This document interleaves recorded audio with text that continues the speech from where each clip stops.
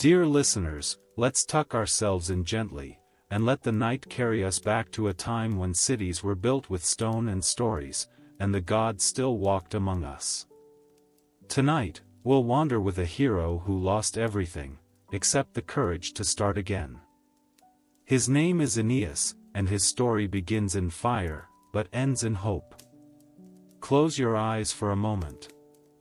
Can you smell it? The sharp tang of smoke, sweet and bitter, curling through the air. Can you hear it? The crackle of flames, the clash of swords, the cries of a city breathing its last. This is Troy, the Ilium of old, a kingdom that once glittered like a jewel between the mountains and the sea. For 10 long years, Greek ships had sat off its shores, their warriors hammering at the gates, but Troy stood firm. Its walls were thick, its heroes brave, none braver than Hector, the prince who defended his home until his last breath. But even the strongest walls can fall, not to swords, but to secrets. One morning, the Greek ships were gone. The Trojans, weary from war, crept out of their gates, blinking in the sunlight. And there, on the beach, stood a giant wooden horse, taller than 2 houses, its belly smooth and hollow, carved with strange symbols. "What is it?" a child asked, tugging at his mother's hand. The elders frowned. "A trick," muttered some. "A gift," said others, their voices bright with hope. "The Greeks have sailed away, and this is their offering to the gods." But inside that horse, in the dark, men waited. Greeks, silent as shadows, their swords clutched to their chests. Among them was Sinon, a young warrior who'd let himself be captured, his eyes wide with false fear. "They left me to die," he sobbed to the Trojans. "This horse? It's a sacrifice, to make the gods forgive them for stealing your sacred statue. If you destroy it, the gods will curse you. But if you bring it into your city, Troy will stand forever." The Trojans wanted to believe. Who wouldn't? 10 years of war had left them tired, hungry, ready for peace. So they hauled the horse through the gates, its hooves thudding on the stone streets. Children ran beside it, laughing, touching its wooden legs as if it were a friend. Priests chanted blessings. No one noticed the way the horse seemed to breathe, a low, hollow sound, like a giant sleeping. That night, Troy feasted. Wine flowed, songs were sung, and for a little while, the war felt like a bad dream. But deep in the horse, the Greeks waited.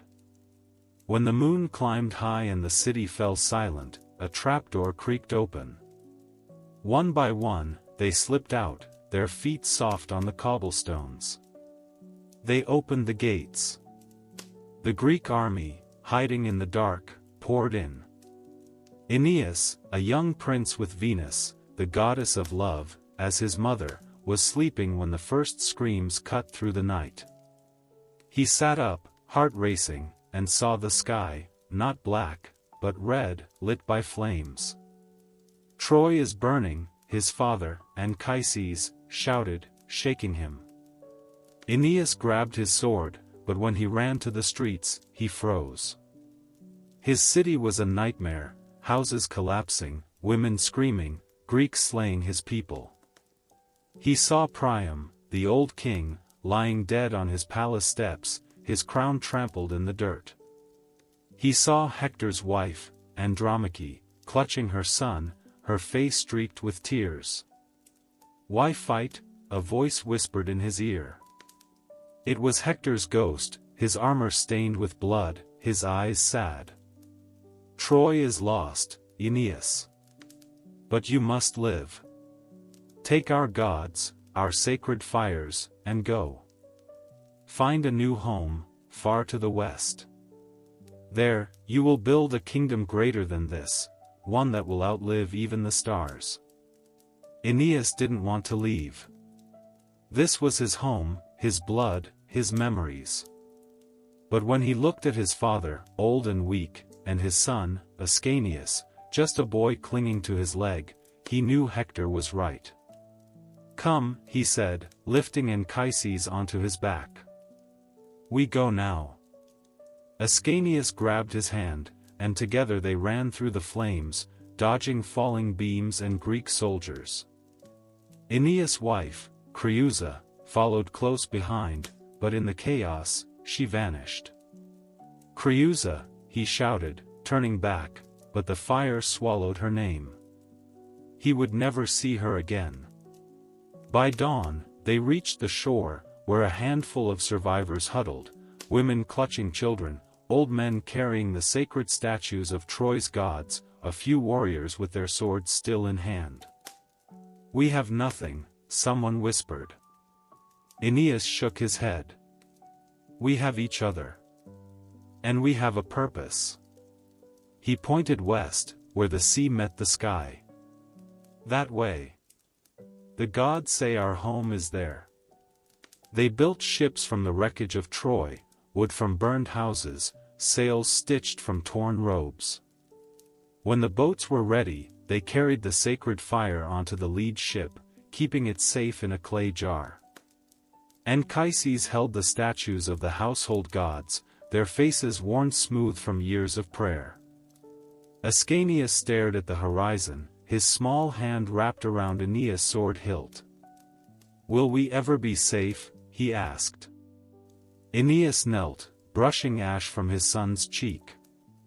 "Not for a while, little one. But we will be free.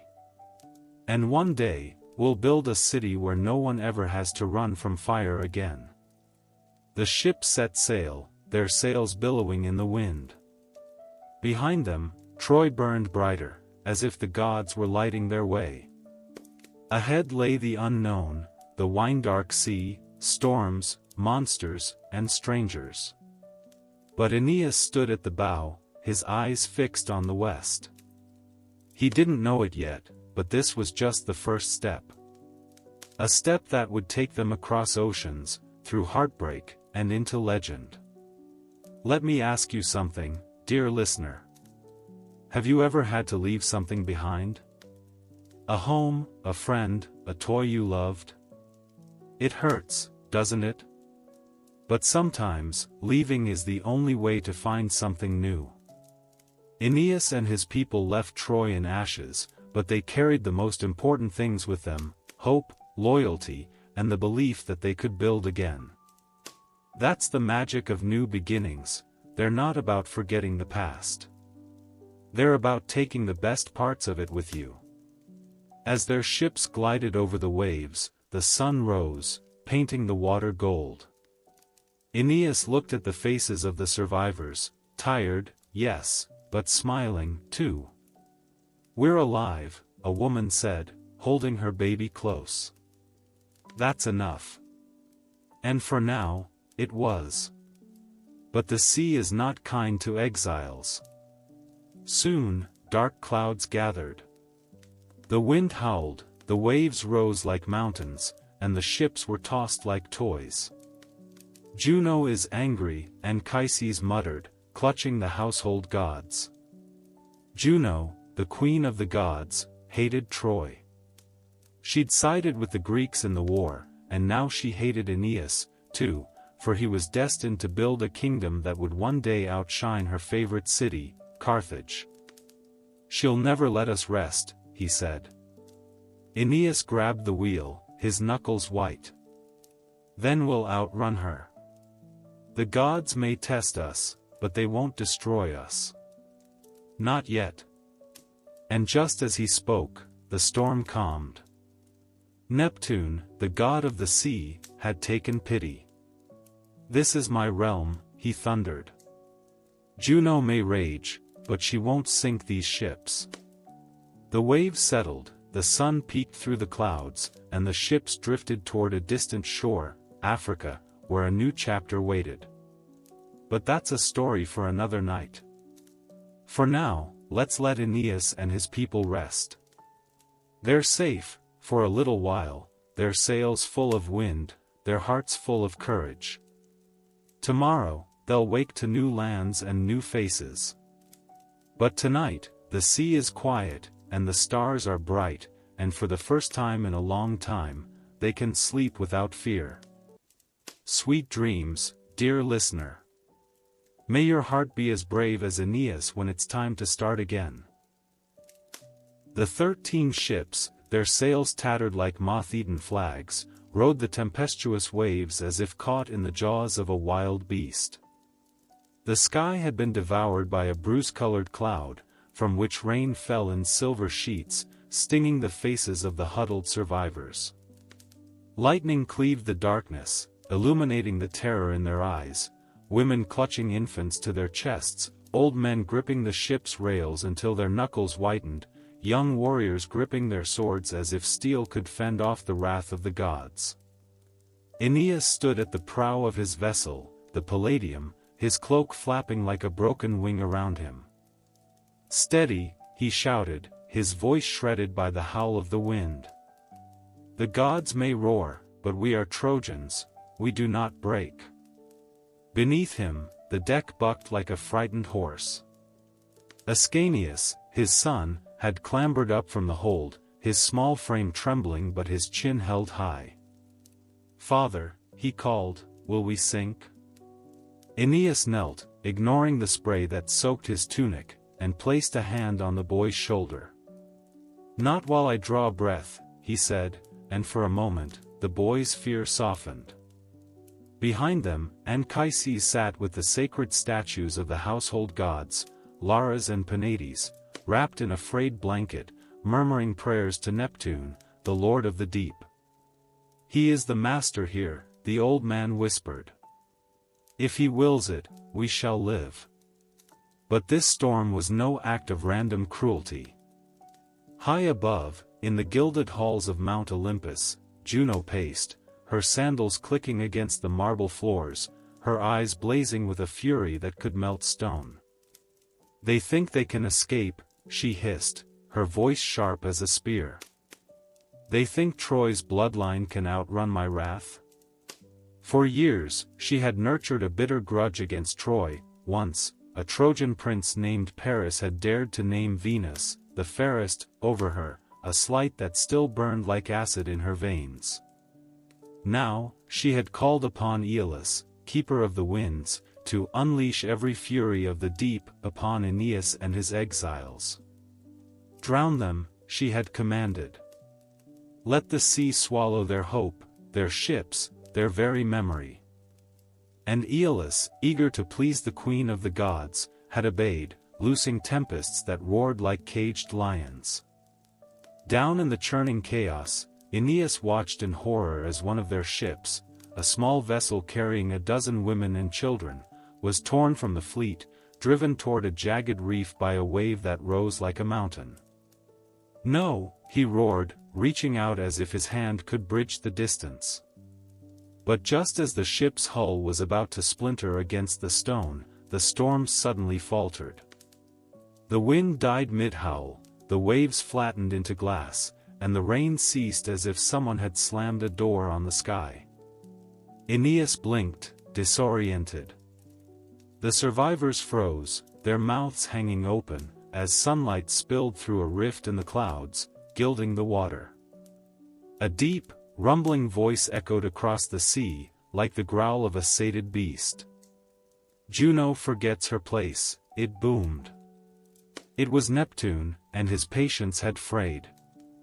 "This is my realm," he declared, and with a gesture, he smoothed the waves until they lapped at the ships like a playful puppy. "Begone, winds," he commanded. "These exiles are not yours to devour." The gales retreated, the clouds scattered, and the sea settled, leaving the fleet bobbing in a pool of calm. Aeneas bowed his head to the water, his heart lightening.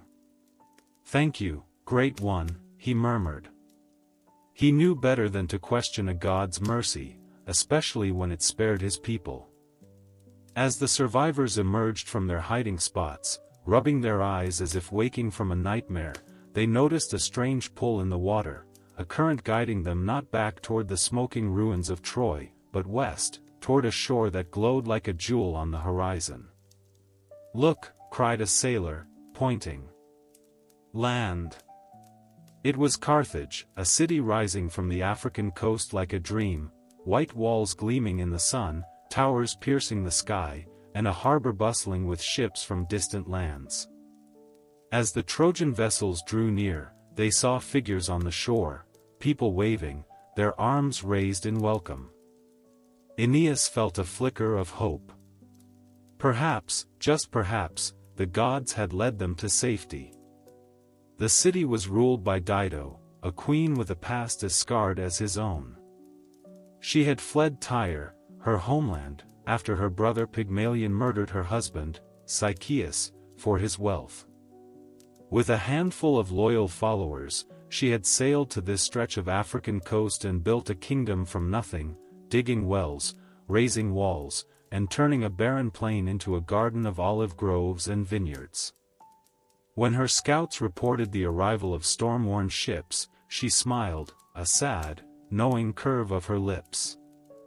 "They are exiles, like us," she told her counselors. "Bring them here. Let us share our bread. Misfortune should bind us, not divide us."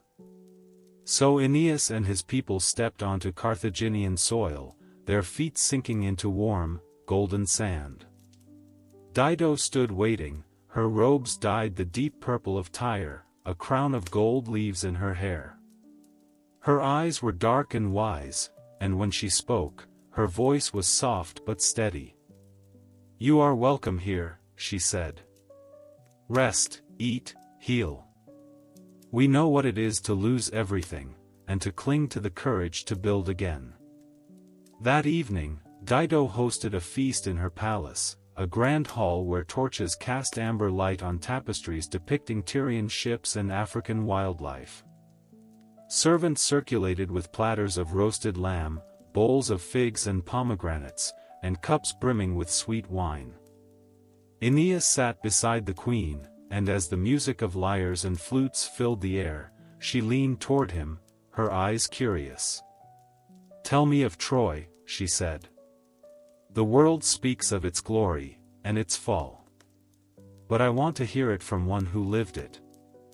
Aeneas' throat tightened. To speak of Troy was to reopen a wound that had never fully healed. But he nodded. "It began with the apple," he said, and the hall fell silent. A golden apple, thrown into a wedding feast, inscribed with, "For the fairest." Juno, Venus, and Minerva all claimed it. Paris, our prince, was chosen to judge. Venus promised him the love of Helen, the most beautiful woman in the world, and he chose her. But Helen was the wife of Menelaus, king of Sparta. So Paris stole her away, and the Greeks sailed to Troy to bring her back. For 10 years, they camped outside our walls, their arrows raining down, their swords clashing against our gates. He told them of Hector, Troy's greatest warrior, who fought until Achilles, the Greek hero, slew him and dragged his body behind a chariot, defiling it in his rage. He spoke of Priam, the aged king, who knelt before Achilles to beg for his son's body, his white beard trailing in the dust. And he told them of the end, the wooden horse, Sinon's lies, the Greeks spilling from its belly like venom, the fires that devoured the city. "I saw it all," he said, his voice breaking. "The temples burning, the screams of my people, Priam lying dead on his palace steps, his throat slit by Pyrrhus. I carried my father on my back, my son's hand in mine, and ran through the flames. My wife, Creusa, she fell behind. I called for her, but the fire swallowed her voice. I never saw her again." Dido's eyes glistened with tears. "I know that pain," she said, her voice barely above a whisper. "I lost my husband to treachery, too. Sychaeus was a good man, kind and wise. My brother killed him in his sleep, then stole his gold. I fled Tyre with his ashes, vowing never to love again, never to let myself be vulnerable. But hearing you speak, it is as if the gods have brought us together, two souls who understand what it means to lose everything. She reached across the table, her fingers brushing his wrist. Here, you are safe. Here, you can begin again. Aeneas met her gaze, and for a moment, the weight of his destiny lifted. Italy, the land the fates had promised, felt like a distant dream. In Dido's eyes, he saw kindness, understanding, a chance to trade his sword for a plow, his sorrow for peace. "Why do you think we washed up here?" he asked, his voice soft. "To remind us that even after fire, there is rain," she said. "Even after ruin, there is life. Have you ever felt that pull, the tug between what you must do and what your heart wants to do?" Aeneas felt it now, as strongly as the current that had carried them to Carthage. The gods had ordained that he build a new Troy in Italy, but here, in this city of light and laughter, he could almost imagine a different life, waking beside Dido, watching Aeneas chase butterflies in the gardens, forgetting the taste of ash on his tongue. But fate is a relentless tide. While the feast continued, while dancers in silk robes twirled to the music and wine flowed like water, the gods were weaving their plans.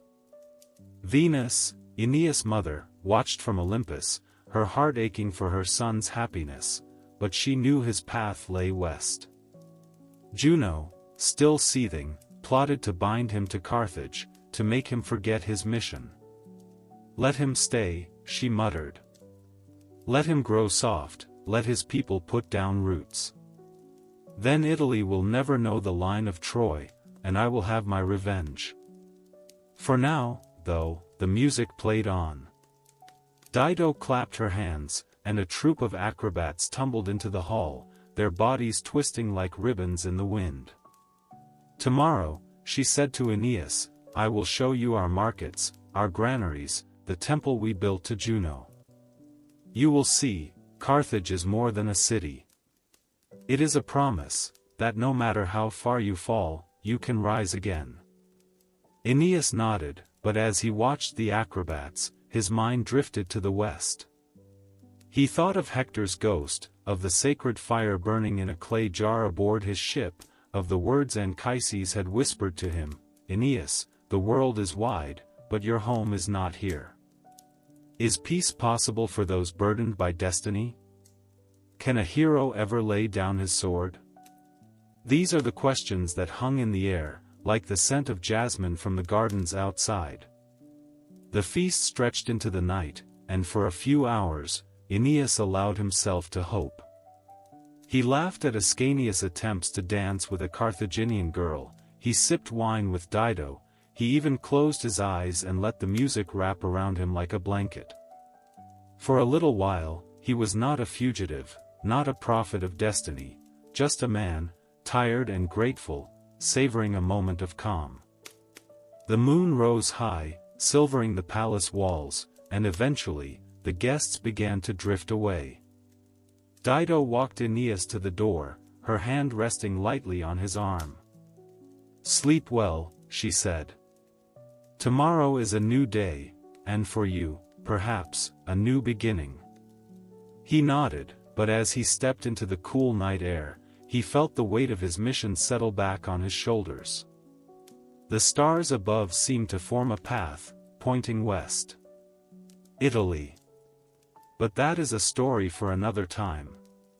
For now, let the quiet of Carthage's night surround you, let the memory of laughter and music lull you to rest. Aeneas is safe, for tonight. And sometimes, that is enough. The sun rose over Carthage like a benediction, gilding the white walls and turning the harbor into a sheet of liquid gold. For Aeneas and his people, the days that followed unfolded in a gentle rhythm, like a song with a slow, sweet melody. They no longer woke to the creak of ships or the salt sting of spray, but to the calls of merchants in the marketplace, the scent of baking bread from nearby ovens, and the laughter of children chasing goats through the streets. Aeneas spent his mornings walking the city with Dido, who showed him every corner of her creation with the pride of a parent displaying a child's first drawing. "See this aqueduct," she said, gesturing to a stone channel that carried water from the hills. "We dug it with our own hands, when the earth was dry and we feared thirst. Now it waters our gardens, fills our wells, gives life to our people." She led him to the Forum, a bustling square where traders from Numidia and Libya bartered spices and silk, where judges settled disputes under a canopy of date palms, where bards sang tales of distant lands. "This is what we build when we stop running," she said, her voice soft. "This is what peace feels like." The Trojans, once adrift, began to put down roots. The women wove with Carthaginian weavers, mixing Trojan patterns of lions and spears with African motifs of lotus flowers and gazelles. The men helped repair the city walls, their muscles remembering the work of building, not destroying. Anchises, his strength returning, sat in the temple of Juno with Carthaginian priests, comparing stories of their gods, how Venus, Aeneas' mother, mirrored Dido's Tyrian goddess Astarte, how Jupiter, king of the gods, ruled over both their skies. "They are the same, in the end," he told Aeneas. "Different names, same love for their children." Ascanius, no longer the wide-eyed boy clinging to his father's sword, ran with Carthaginian lads, racing through olive groves and fishing in the lagoons. He learned to speak their language, rough and rolling like the sea, and brought home shells and stones to add to a small shrine he built for Creusa, his mother. She would have liked it here, he told Aeneas one evening, as they watched the sunset. Aeneas ruffled his son's hair. "Yes," he said. "She would have." Dido, for her part, seemed to glow in Aeneas' presence. She forgot the sharp edges of her grief, the weight of ruling alone. She joined him on his walks, her laughter mingling with the rustle of palm leaves. She invited him to her palace for private dinners, where they talked long into the night, their voices low, their hands brushing across the table as they reached for the same cup. Once, she took him to a grove outside the city, where a spring bubbled up from the earth, its waters said to grant visions. "Drink," she said, handing him a cup. "See what the gods show you." Aeneas drank, and for a moment, he saw not Italy's shores, but this grove, this spring, Dido's smile as she watched him. "Is this not enough?" he wondered. But even in this warmth, shadows crept. Juno, watching from Olympus, saw her chance. She had never given up on stopping Aeneas, on stranding Troy's line in Africa, where it would wither like a plant torn from its soil. "Dido loves him," she muttered, a smile curdling across her face. "Good. Let her love him enough to chain him here." She called upon Venus, Aeneas' mother, in a pretense of friendship. "Your son has suffered enough," she said, her voice honeyed. "Let him rest. Carthage is a fine home. Why risk more storms, more wars, in Italy?" Venus, wise to Juno's tricks, frowned. "A mother wants her son happy," she said, "but happiness is not the same as destiny. The fates have spoken, he must found a kingdom in the west. Rome will rise from his blood, and it will outshine even Carthage." Juno's smile vanished. "Then I will make sure he never leaves," she vowed. That very night, she sent a dream to Dido, a vision of Sychaeus, her dead husband, his face sad. "Let Aeneas stay," he said. "He will make you happy. Carthage will thrive with him at your side." When Dido woke, her heart was set. She would bind Aeneas to her, to Carthage, with bonds stronger than any oath. She called a feast, grander than the first, and announced her plan to the people. Aeneas and his Trojans are no longer guests, she declared, her voice ringing through the hall. They are family. He will rule beside me, and together we will make Carthage the greatest city the world has ever known. The crowd cheered, raising their cups. The Trojans, too, clapped. For many, this felt like the end of their wandering. Aeneas stood beside Dido, a smile on his face, but his heart was heavy. He thought of Hector's ghost, of the sacred fire he carried, of Anchises' whispered warnings. "This is not your home," a voice seemed to say. But when Dido turned to him, her eyes shining, he could not find the words to argue. Weeks slipped by, then months. The Trojan ships, once ready to sail at a moment's notice, sat in the harbor, their hulls growing barnacles, their sails gathering dust. Aeneas helped Dido plan new temples, new roads, new laws. He forgot the feel of the sea beneath him, the pull of the west. He even began to think of Carthage as our city, not her city. But the gods do not tolerate such forgetfulness. One afternoon, as Aeneas walked the beach, a figure appeared before him, tall, cloaked in gray, his face hidden in shadow. It was Mercury, the messenger of the gods, and his voice was cold as winter. "You sleep, Aeneas," he said. "You dream while your destiny withers. Jupiter himself commands you, leave Carthage. Go to Italy. Found your kingdom.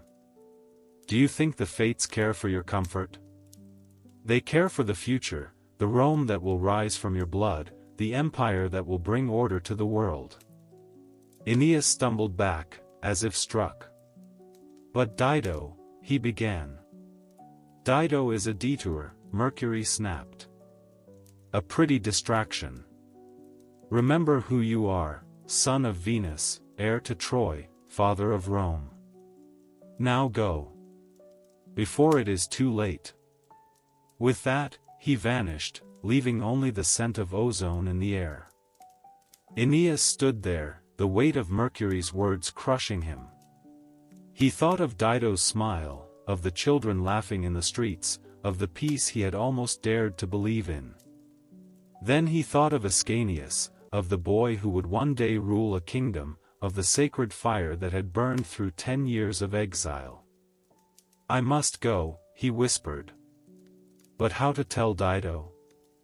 How to break the heart of the woman who had taken him in, who had loved him, who had given him a taste of peace? He wandered the city, his steps heavy, his mind a storm. He saw her in the forum, judging a dispute between farmers, her voice fair and firm.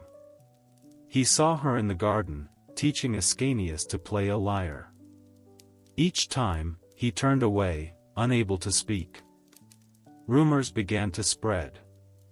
The Carthaginians noticed the Trojans mending their ships, gathering their goods. "Are they leaving?" a merchant asked. "After all we've done for them?" Dido's brother, Pygmalion, still seething in Tyre, sent spies who whispered lies. "Aeneas plans to sack Carthage, steal your gold, sail away." Dido refused to believe it, until she saw the ships being loaded, until she saw Aeneas standing at the harbor, his eyes fixed on the horizon. She ran to him, her robes fluttering, her face pale. "You're leaving," she said, not as a question, but an accusation. Aeneas turned, his throat tight. "I have to," he said. "The gods command it. Italy is my destiny." "Destiny?" she cried, her voice breaking. "What of us? What of the home we built, the love we shared? Was it all a lie? A trick to make me soft, then abandon me like Sychaeus was abandoned?" "I never lied," he said. "I love you. But I am not my own. I belong to Troy's future." "Troy is ashes," she shouted. "Here, we are alive." She stepped back, her eyes blazing with a mix of grief and rage. "Go, then. Sail to your Italy. But know this, my love will become your curse. Wherever you go, whatever you build, you will hear my voice, my sorrow. Carthage and your Rome will be enemies, forever. Blood will flow because of this, yours, mine, our children's." Aeneas opened his mouth to speak, but she turned and ran, her shoulders shaking, leaving him alone with the wind and the creak of his ships. That night, the Trojans sailed. They did not sing, did not laugh. They just pulled up anchor and let the current carry them west, away from the only peace they had known since Troy fell. Aeneas stood at the prow, staring back at Carthage, its lights dwindling like dying embers. He thought he saw a figure on the palace roof, but he could not be sure. Behind them, in her palace, Dido climbed to the roof, a torch in her hand. She watched their ships vanish into the dark, then turned to the pyre she had built, a pile of Aeneas' things, his sword, his cloak, the bed they had shared. "If you will not remember me," she whispered, "the gods will." She lit the torch. The fire blazed up, a pillar of flame that lit the night. Aeneas, far out to sea, saw it and knew. He fell to his knees, his face in his hands. "What have I done?" he cried. But the sea did not answer. It only carried them onward, toward Italy, toward destiny, toward a future soaked in the tears of Carthage. Do you ever wonder how our choices ripple outward, touching lives we'll never meet? Aeneas chose duty over love, and in that choice, he sowed seeds of war between Carthage and Rome, seeds that would grow into the Punic Wars, into centuries of bloodshed. But could he have chosen differently? Could love ever truly outrun fate?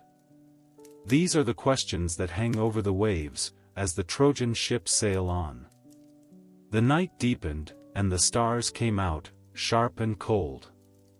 Aeneas looked up, and for a moment, he thought he saw Venus' face in the sky, sad but proud. "Onward," she seemed to say. "The road is dark, but the end is worth the pain." And so they sailed, into the unknown, leaving Carthage's warmth behind, and carrying its shadows with them. The wind off the African coast carried a chill now, even in the warmth of spring. It slipped through the cracks of Carthage's palaces, whispered through the olive groves, and seemed to curl around Aeneas' heart, a cold reminder that peace, for him, was always borrowed. The days since Mercury's visit weighed on him like a stone, each sunrise a reproach, each smile from Dido a knife twist of guilt. He had tried to delay, to find a way to honor both the gods and the woman he loved, but the universe is not kind to such hesitations. It began with a sign, a flock of swans, their wings white against the sky, rising suddenly from the lagoon and flying west, as if driven by an invisible hand. "They know their path," Anchises said, watching from the shore. He had seen his son's restlessness, the way his eyes lingered on the horizon. "The gods do not send messengers for nothing, Aeneas." Mercury's words were not a suggestion, they were a command. Aeneas turned away, staring at the Trojan ships in the harbor. They sat like silent accusers, their hulls now scraped clean of barnacles, their sails mended and folded, ready to catch the wind. The men had sensed their leader's turmoil and, without being told, had begun preparing. "I cannot hurt her," he said, his voice barely audible. "Not after she gave us shelter, gave me hope. Hope is a luxury for those not bound by fate," Anchises replied, laying a hand on his son's shoulder. "Think of Ascanius. Think of the children who will one day call you ancestor. What kind of king would you be if you abandoned their legacy for a moment's comfort?" That night, Aeneas dreamed of Troy. Not the burning ruins, but the city in its glory, Hector striding through the gates, Priam sitting on his throne, Creusa laughing in the garden. "You were born to rebuild this," she said, her face soft. "Not to linger in another's shadow." When he woke, his decision was made. He sought Dido at dawn, finding her in the garden where they had first drunk from the spring. She was picking roses, her fingers brushing the petals, humming a Tyrian song. The sight of her, so peaceful, nearly broke him. "Dido," he said, and his voice trembled. She turned, her smile bright, until she saw his face. The smile faded, replaced by a look of quiet dread. "You're leaving," she said, as if she had known all along. He nodded, the words sticking in his throat. "The gods, they have spoken. Jupiter himself commands me to sail for Italy. It is not a choice." "Not a choice," she repeated, stepping closer. Her eyes, once warm as amber, now flashed like fire. "What of the oaths we swore? What of the home we planned? Was that all smoke and mirrors, Aeneas? A trick to ease your exile until the wind changed? I swear by Venus, by the sacred fire of Troy, I never lied," he said. "I love you. But I am bound by something larger than us, by the blood of my people, by the fates that weave our lives." "Fates," she scoffed, tearing a rose from its stem, thorns pricking her fingers. "Fates are just an excuse for men to run when love grows too real. You speak of legacy? What legacy is built on broken hearts? What kingdom thrives on betrayal? I do not betray you," he said. "I carry you with me, in here." He pressed a hand to his chest. "But I must go. For Troy, for Ascanius, for the Rome that waits." "Rome," she whispered, as if the word tasted bitter. "A name I will curse until my last breath." "Go, then. Sail to your precious Italy. Build your walls, raise your towers.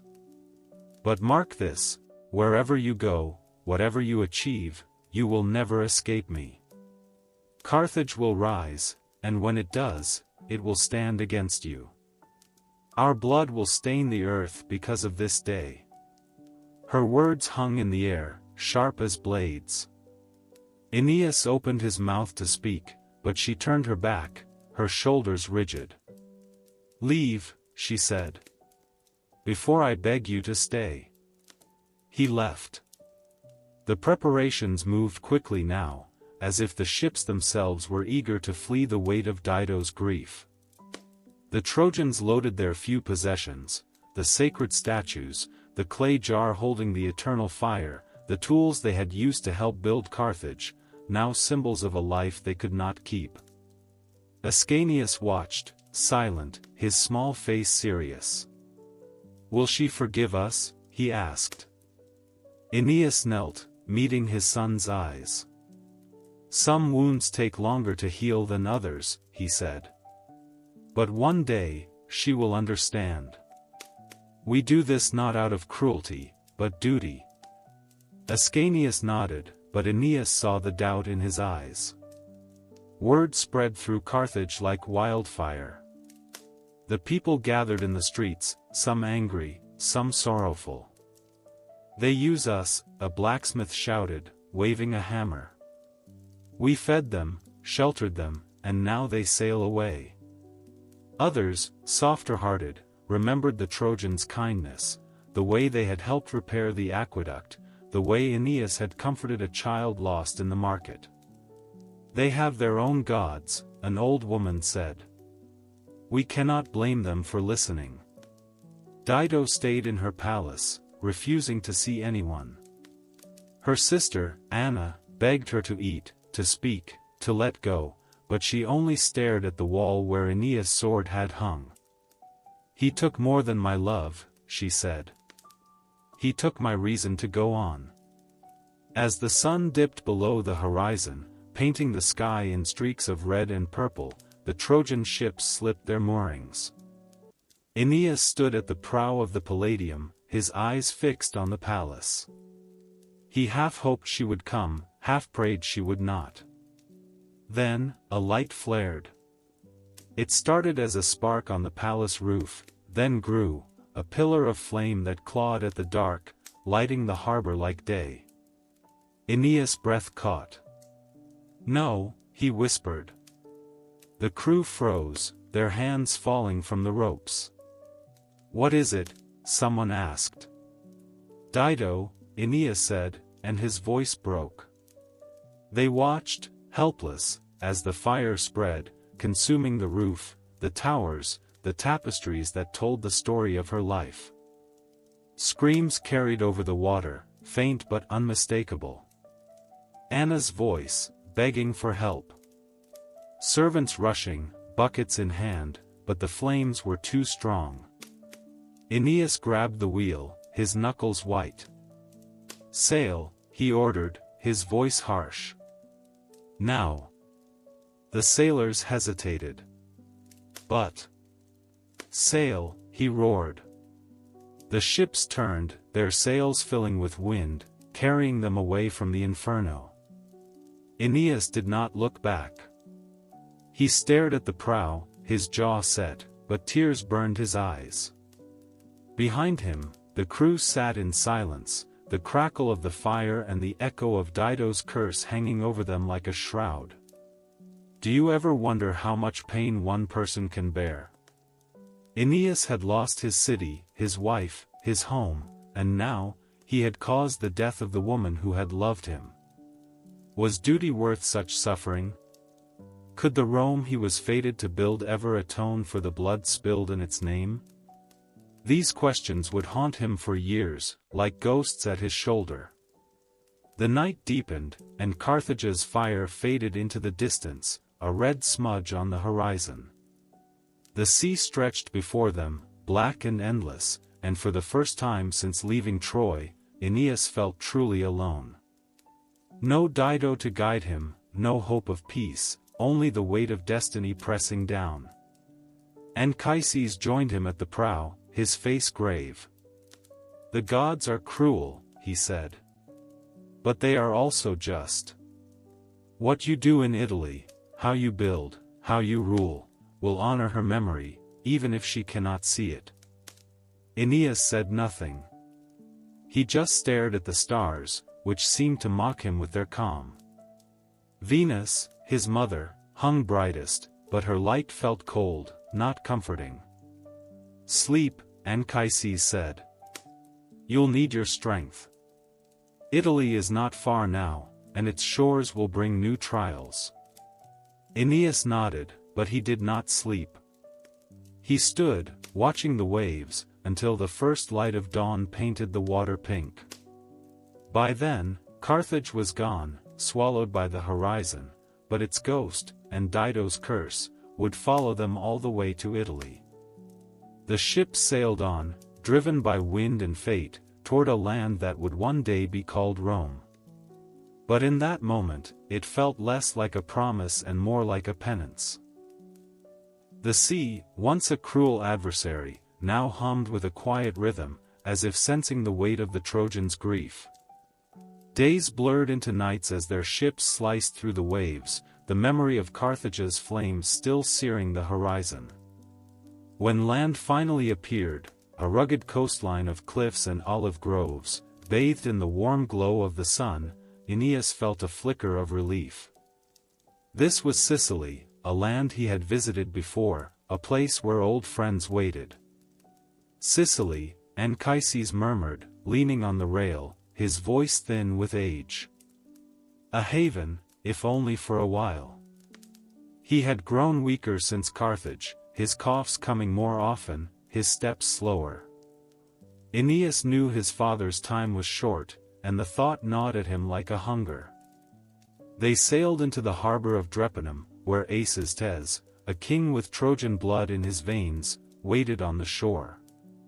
He had met Aeneas years before, when the exiles first fled Troy, and his welcome was warm as a hearth fire. You are home here, he said, clasping Aeneas' arm. Eat, rest, grieve. My people are your people. For a week, they found solace in Acest's kindness. The Trojans mended their ships, the women wove with Sicilian wool, and Aeneas ran with the local boys, chasing goats through the hills. But shadow hung over the camp, and Anchises' health worsened. He spent his days sitting in the sun, telling stories of Troy's glory to anyone who would listen, his eyes growing dimmer each night. On the 8th day, he died. Aeneas felt the world tilt when he found his father, still and silent, in his tent. For a long while, he could not speak, could not move, just knelt, holding Anchises' cold hand, remembering the man who had carried the sacred gods, who had whispered prophecies of Rome, who had loved him even when his own courage faltered. Why now, he whispered. Why before we reach Italy? The answer came not in words, but in the quiet resolve of the survivors. They built a pyre of olive wood and myrtle, laying Anchises' body upon it, wrapped in a cloak stitched with Trojan patterns. Acest's people brought offerings, wine to pour on the flames, flowers to lay at his feet, a lyre to play his favorite songs. As the fire rose, Aeneas stood vigil, his face streaked with tears, his heart heavy with a loss deeper than any he had known. "Farewell, father," he said, as the flames consumed the pyre. "We will finish what you started. I swear it." In the days that followed, Anchises suggested a festival to honor Anchises' memory, a games to celebrate his life, not his death. Trojans were always warriors and athletes, he said. Let us show the gods we still have spirit. Aeneas agreed, and soon the fields outside Drepanum buzzed with activity, chariots raced, archers competed, young men wrestled in the dust. Aeneas, now a boy on the edge of manhood, won a footrace, and when he held up his prize, a crown of olive leaves, Aeneas saw Anchises' pride in his son's eyes. But even in celebration, the gods were at work. One night, as Aeneas slept, a figure appeared to him, not Anchises' ghost, but the Sibyl of Cumae, a priestess with hair like flame, her voice like wine through a cave. "You seek Italy," she said. "But first, you must descend to the underworld. There, Anchises will show you your destiny, all that Rome will become. Only then will you be ready." Aeneas woke with a start, his heart racing. The underworld.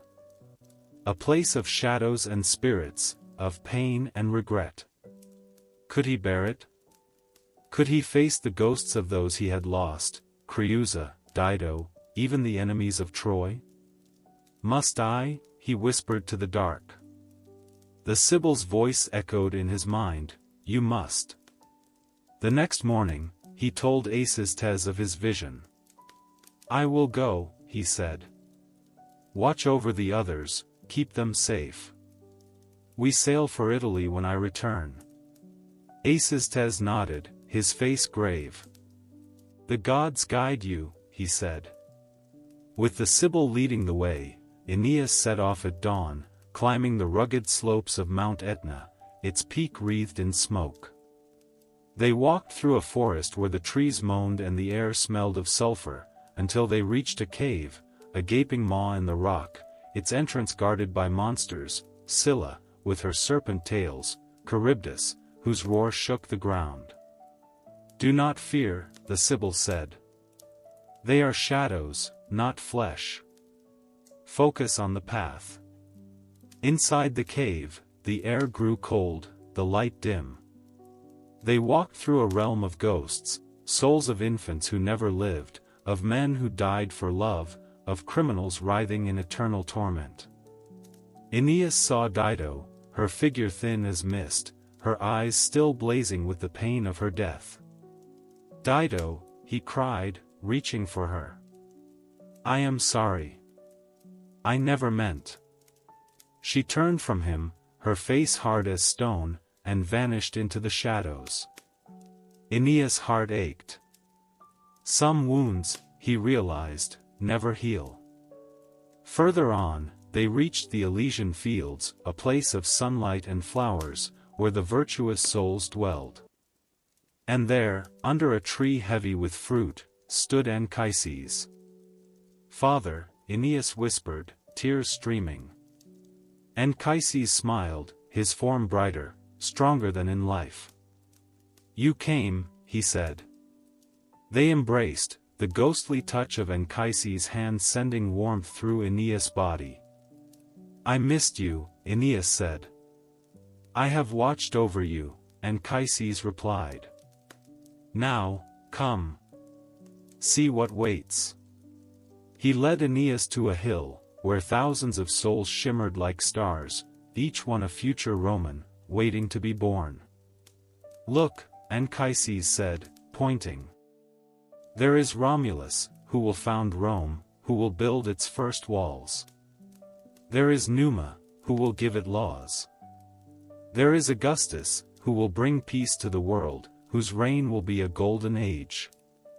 Aeneas stared, awestruck, as Anchises named them, generals who would conquer lands, poets who would sing of Rome's glory, statesmen who would guide it through storm.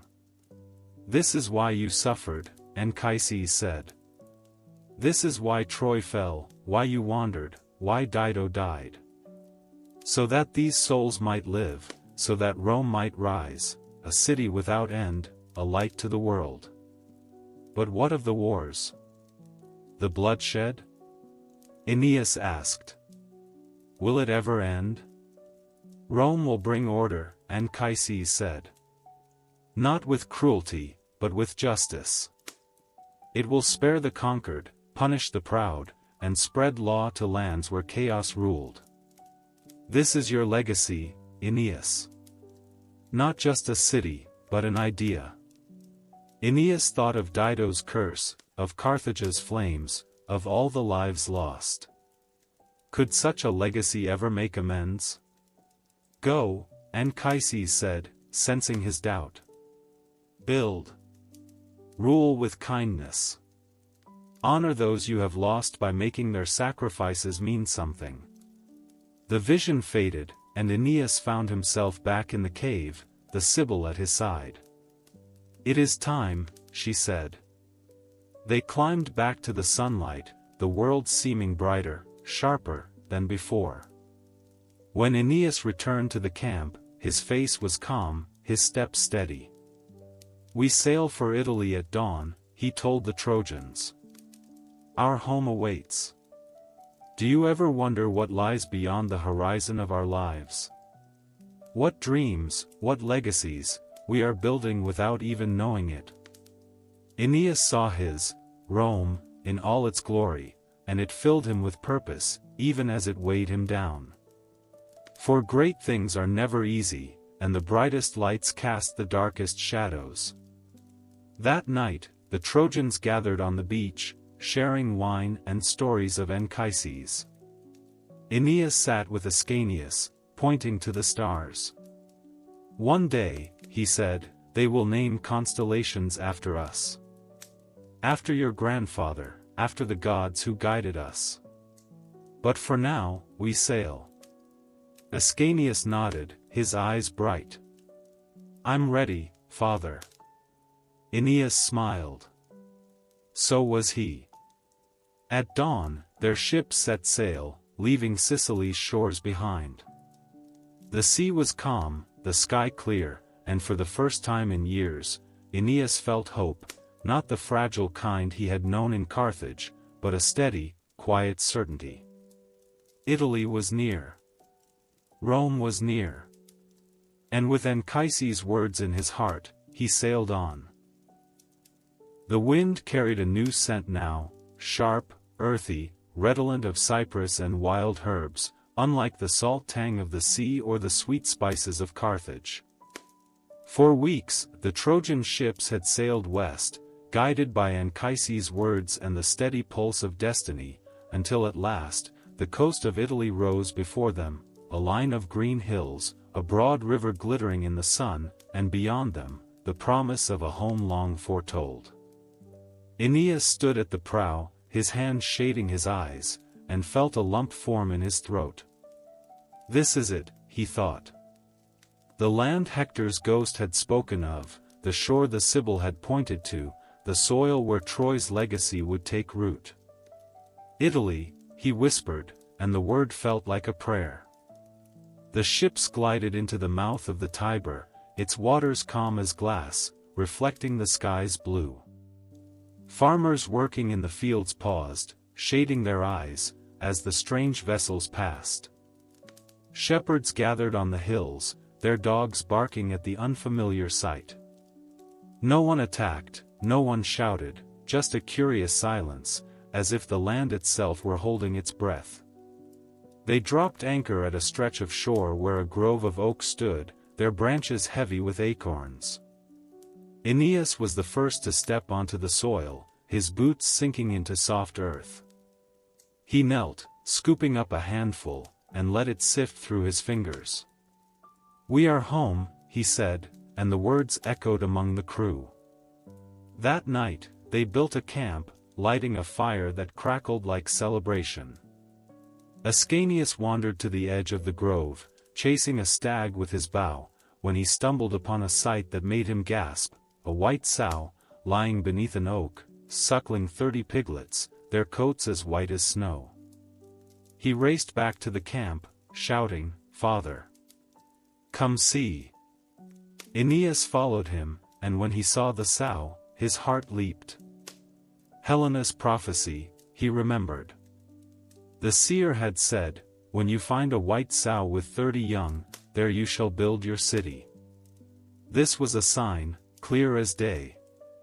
"This is the place," he told the others. "Here we will raise our walls." Word of their arrival reached Latinus, king of Latium, who ruled from a palace on the hills above the Tiber. Latinus was an old man, his hair white as wool, his face lined with the wisdom of years. For months, he had been troubled by a dream, his daughter, Lavinia, crowned with fire, while a stranger from across the sea claimed her hand.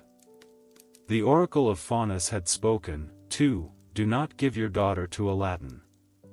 A foreign bridegroom will come, and his blood will make your name eternal." When messengers told him of the Trojan ships, of the man with a son who bore a spear, Latinus nodded. "The gods have sent them," he said. He summoned his council, his voice steady. "These exiles are no threat. They seek a home, not war. The oracle says Lavinia must marry a foreigner, let it be this Aeneas. We will share our land, our laws, our peace." But not all agreed. Queen Amata, Lavinia's mother, clenched her fists. "A foreigner? A Trojan? Have we learned nothing from the stories of Paris and Helen? They will bring ruin, just as they brought ruin to Troy." She favored Turnus, prince of the Rutulians, a young warrior with a lion's courage and a temper to match. Turnus had long sought Lavinia's hand, and he saw the Trojans as thieves, stealing his bride, his future, his kingdom. Latinus grows soft, Turnus muttered to his allies. "He would hand our land to strangers. But I will not stand for it. The Rutulians will defend Latium, with steel, if need be." Juno, watching from Olympus, rubbed her hands in glee. Finally, she thought. A chance to stop Aeneas once and for all. She descended to earth, disguised as an old woman, and whispered in Amata's ear, "Your daughter's fate is in your hands. Let Turnus fight for her. Let Latium rise against these interlopers. Do not let Troy's blood stain our soil." Amata's eyes blazed. She ran through the streets, crying, "They come to steal our daughters. To burn our homes. Rise, Latins. Defend your land." It did not take much to ignite the spark. A group of Trojan scouts, sent to find fresh water, strayed into a field where Latin shepherds grazed their flocks. A young Trojan, eager to prove himself, shot a stag, a beautiful creature, its antlers crowned with flowers, a favorite of Sylvia, the herdsman's daughter. Sylvia's scream echoed through the hills. "Murderers!" she cried, as her brothers grabbed their spears. The scouts, outnumbered, drew their swords. Blood was spilled, first a Latin, then a Trojan, and by sunset, the hills were alive with the clash of battle. Aeneas heard the commotion and raced to the scene, his heart sinking. Not again, he thought. Not here. He found his men surrounded, fighting for their lives, while Latins shouted, "Go back to your burning ships." "Stop," he roared, raising his sword. "We seek peace, not war." But his voice was lost in the chaos. Turnus, arriving with his Rutulian warriors, laughed. "Peace? You speak of peace after spilling our blood? You are no better than the Greeks who destroyed Troy." Aeneas met his gaze, his jaw tight. "I am nothing like them. I came to build, not destroy." "Then build elsewhere." Turnus shouted, charging. Their swords clashed, the sound ringing like a bell. Aeneas, his arm steady from years of battle, parried Turnus' blows, but the Rutulian prince was fast, fierce, driven by rage. For a moment, it seemed they would fight to the death, until Latinus arrived, riding on a chariot, his voice thundering. "Enough! Put down your swords." The warriors froze. Latinus' eyes scanned the bloodshed, his face grief-stricken. "This is not how we welcome guests. This is not how we honor the gods." He turned to Aeneas, his voice softening. "You have my word, no harm will come to your people. But we must talk. Come to my palace. Let us find a way to live together." Aeneas nodded, sheathing his sword. But as he followed Latinus, he saw Turnus' eyes, full of hatred, full of promises of revenge. He knew this was not the end. Do you ever wonder how easily peace can shatter? How a single act, a misplaced arrow, a harsh word, can turn neighbors into enemies? The Trojans and Latins stood on the edge of war, not because they hated each other, but because fear and pride and the meddling of gods had clouded their judgment. It would take more than Latinus' goodwill to mend the rift. That night, Aeneas sat by the campfire, staring at the stars. He thought of Troy, of Carthage, of all the lives lost to conflict. Must it always be this way? He asked Ascanius, who had crept to his side. Ascanius shrugged, his young face serious. "Hector once told me that home is worth fighting for." Maybe this is what he meant. Aeneas smiled, though his heart was heavy. "Yes," he said. "Maybe it is." In the palace, Latinus paced, while Amata wept and Turnus plotted. Outside, the Tiber flowed, unconcerned by the troubles of men, carrying the weight of history toward a future where Rome would rise, built on blood, yes, but also on the hope that one day, peace would prevail. Dawn came, and with it, the first light of a new chapter. Aeneas rose, strapped on his sword, and walked toward Latinus' palace. Whatever lay ahead, negotiation or war, he was ready. Italy was his home now, and he would fight to keep it. The air in Latinus' palace hung thick with tension, like the calm before a storm. Aeneas sat across from the old king, their cups of wine untouched, while outside, the wind rustled the cypress trees as if whispering warnings. "I do not seek war," Aeneas said, his voice steady. "I seek a home for my people. Let us live as neighbors, trade, feast, honor each other's gods." If your oracle says Lavinia is to be my wife, let that bind us, not divide us. Latinus nodded, but his eyes flickered to the door, where Amata stood, her arms crossed, her lips pressed thin. My wife fears the stranger, he said. And Turnus, he has the ear of many young warriors. They see you as a threat to their way of life. Let me speak to them, Aeneas said. Let me prove we come in peace. But peace, it seemed, was a fragile thing. Before Latinus could answer, a messenger burst in, his face pale. Turnus has rallied the Ruculi, he cried. They're burning Trojan tents on the shore. He says, foreigners have no place in Latium. Aeneas stood, his hand going to his sword. I must go, he said. Latinus rose, too. I will send my guard to stop him. This is my kingdom, I will not let it descend into chaos. But by the time they reached the shore, the damage was done. Smoke curled into the sky, and the sound of clashing swords filled the air.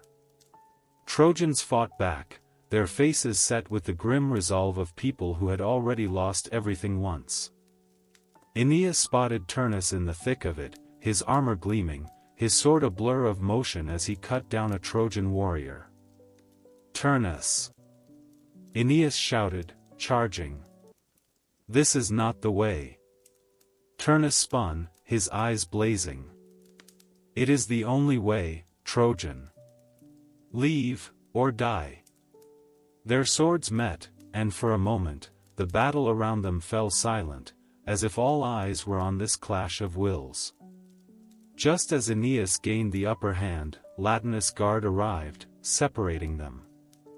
Enough, the king roared.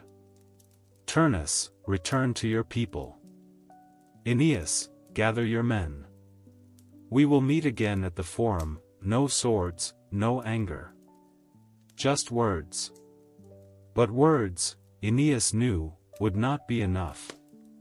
Turnus' hatred ran deep, and Amata's fear had spread like a virus. He needed allies, strong ones, who understood what it meant to fight for a future. That night, he called his most trusted men, Mnestheus, steady and wise, Sergestus, bold and loyal, Ascanius, who, though young, carried the fire of Troy in his veins. I will seek aid from Evander, he said. He rules the Arcadians, who settled on the hills across the Tiber. They are Greeks, but they hate the Latins, old feuds, from before we came. They may help us. Ascanius leaned forward. I will go with you. Aeneas shook his head. You must stay. Lead the men. Protect the camp. If I do not return. You will return, Ascanius said, his voice firm. I'll see to it. At dawn, Aeneas and a small band of warriors rowed across the Tiber, the river's current carrying them swiftly toward the Arcadian settlement. The hills rose before them, green and wild, and as they landed, a shepherd approached, his staff in hand. Who comes? He asked, eyeing their weapons. Aeneas of Troy, Aeneas said. I seek Evander, king of the Arcadians. I come in peace. The shepherd led them to a small village, its huts clustered around a sacred oak, where Evander sat, carving a spear. He was an old man, his back stooped, but his eyes were sharp, like a hawk's. Trojans, he said, when he saw them. I thought your kind had perished with Troy. We survived, Aeneas said. But we need help. Turnus and the Latins seek to drive us out. We fight not for conquest, but for a home. Evander's gaze softened. I know what it is to be in exile, he said. The Arcadians fled Greece years ago, chased by war. The Latins have never welcomed us, they call us foreigners, too. Perhaps, we can help each other. He stood, gesturing to the hills. See those 7 peaks? One day, they will hold a great city. But for now, they hold my people. We are not many, but we are fierce. And my son, Pallas, he is a warrior, eager to prove himself. He will fight with you. Aeneas clasped Evander's hand. I will honor your trust, he said. Troy and Arcadia will stand as one. That night, as they feasted on roasted boar and honeyed wine, Evander told stories of the land, of Saturn, who once ruled here in a golden age, of Hercules, who had slain the fire-breathing giant Cacus on these very hills. This is a sacred place, he said. The gods watch over it. They will watch over you, too. But the gods, as always, had their own plans. Venus, seeing her son's need, ascended to Mount Olympus and knelt before Vulcan, her husband, the smith of the gods. My son fights for his life, for Rome's future, she said. He needs armor, something to protect him, something to remind him of his destiny. Vulcan, though gruff, loved his wife. For you, he said, I will craft something worthy of a son of Venus. He descended to his forge beneath Mount Etna, where the Cyclopes hammered at the anvil, their muscles glistening with sweat. We work through the night, he roared. This armor must tell a story. By dawn, it was done. A shield of bronze, polished to a mirror shine, etched with scenes of Rome's future, Romulus and Remus suckling the she-wolf, Horatius defending the bridge, Augustus Caesar, crowned with laurel, bringing peace to the world. This is your legacy, Vulcan said, as Venus carried it to Aeneas. When Aeneas lifted the shield, he gasped. The weight of it was nothing compared to the weight of what it showed, centuries of triumph, of struggle, of glory. I understand now, he whispered. This is why we suffer. This is why we fight. Word of the alliance spread quickly. Turnus, hearing that the Arcadians had joined the Trojans, laughed. More foreigners to crush, he said. He sent messengers to neighboring tribes, the Volscians, the Sabines, the Etruscans, promising plunder and glory if they joined him. Together, we will drive these interlopers into the sea.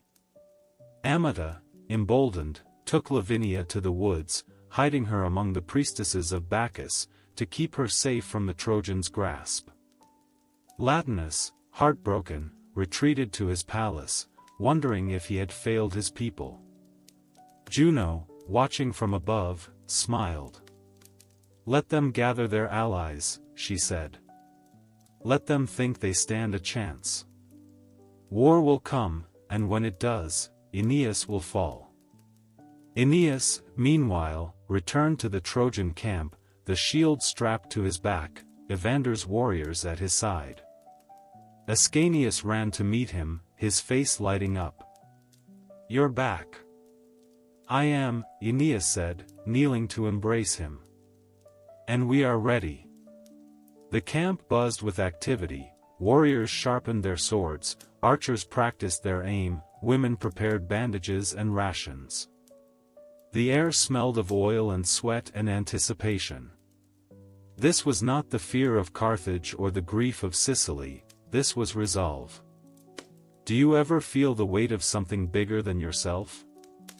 Aeneas felt it now, in the shield on his back, in the eyes of his people, in the whisper of the wind that carried the first hints of war. He knew blood would be shed, new lives would be lost. But he also knew that from this struggle, something great would rise. That night, he walked alone to the shore, the shield glowing faintly in the moonlight. He thought of Anchises, of Hector, of Creusa, of Dido, all the souls who had shaped his journey. Watch over us, he whispered. We are ready. The moon dipped below the horizon, and the first light of dawn painted the sky pink. Somewhere, a rooster crowed. War was coming. But so was Rome. The air thickened with the stench of sweat and iron as the first rays of sun spilled over the hills, turning the dust of the plain to gold. But there was no beauty in it, only the grim glitter of spears, the low rumble of war drums, and the sharp command of Turnus' voice. "Forward," he shouted, his sword raised. "Tear down their walls. Burn their ships. Show them Latium does not welcome thieves." The Trojan camp, ringed by a palisade of sharpened logs and a ditch dug deep into the earth, braced for the storm. Aeneas, still with Evander's Arcadians, had left strict orders: defend the camp, but do not sally forth. Wait for me.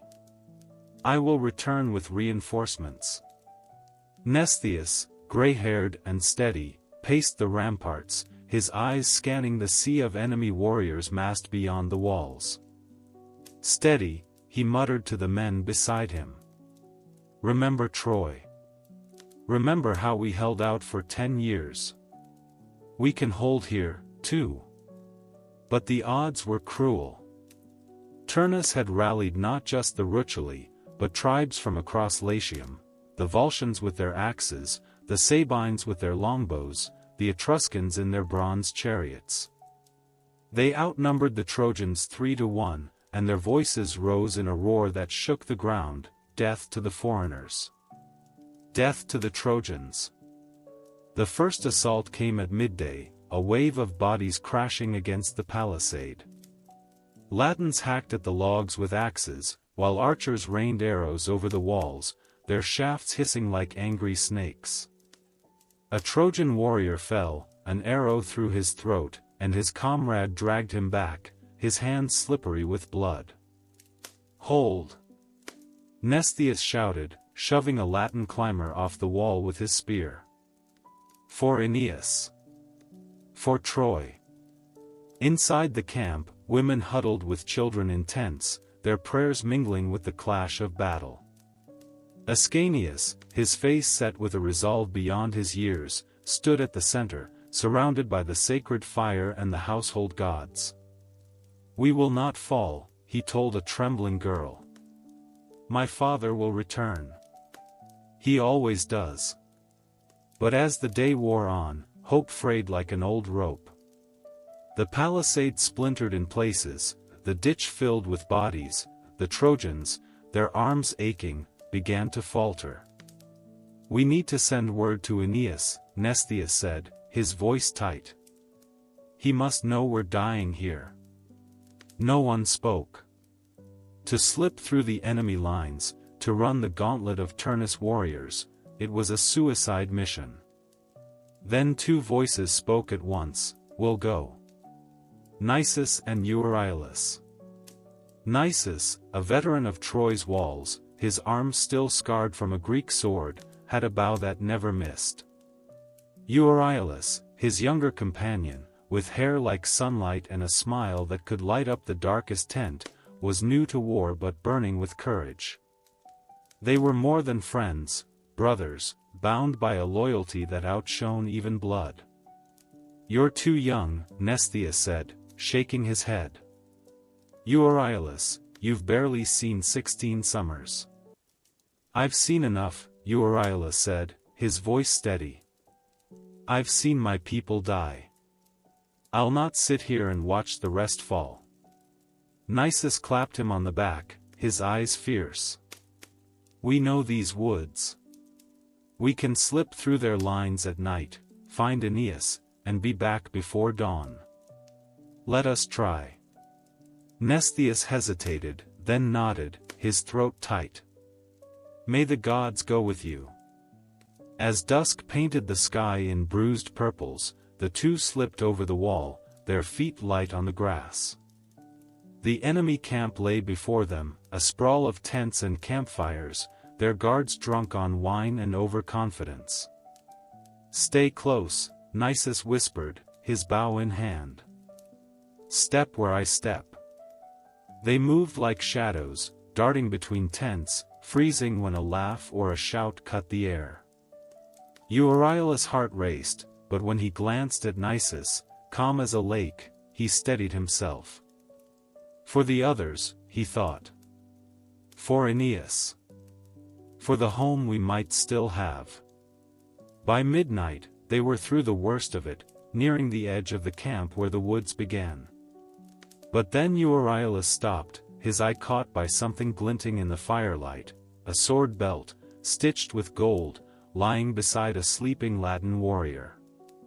"Look," he murmured, touching Nisus' arm. "Think what we could bring back. Gold to buy supplies, a trophy to lift our people's spirits." Nisus frowned. "No. We're here for a reason. Let it be." But Euryalus, young and hungry for glory, slipped forward and snatched the belt, buckling it around his waist. "Just this," he said, grinning. "A gift for Aeneas." It was a fatal mistake. As they slipped into the woods, a patrol of Latin horsemen rounded a bend, their torches flaring.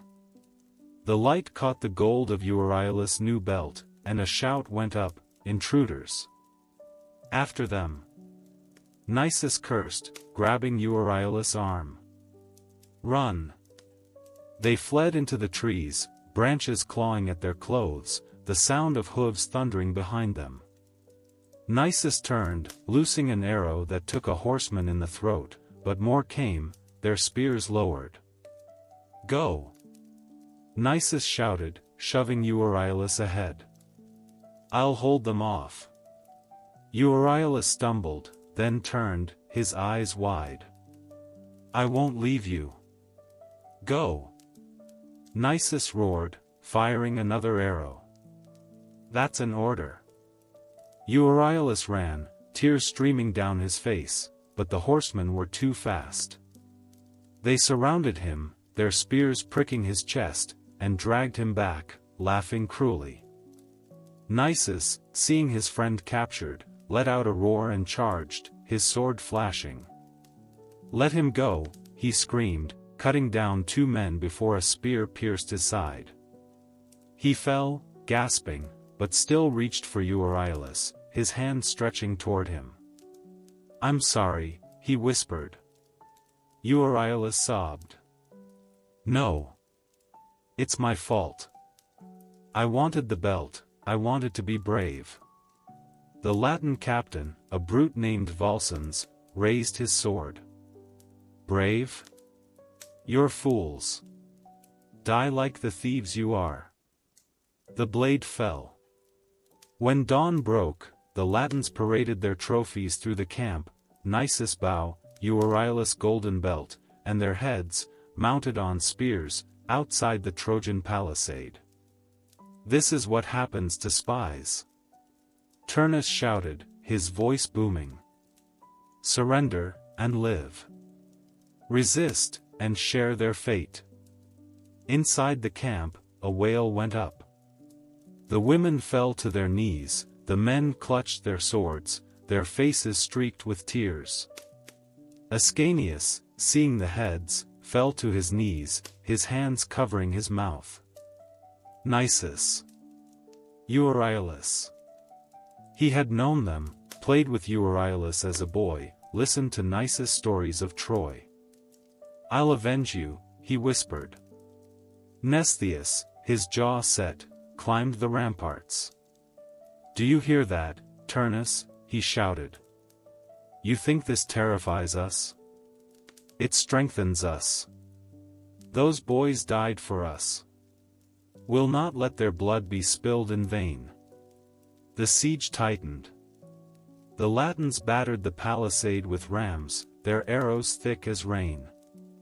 But the Trojans, their grief turned to fury, held on, their cries echoing across the plain, "For Nisus! For Euryalus! For Troy!" Do you ever wonder what makes someone sacrifice themselves? Not for glory, not for reward, but for the people they love? Nisus and Euryalus were not kings or heroes, just two young men who refused to let their friends die.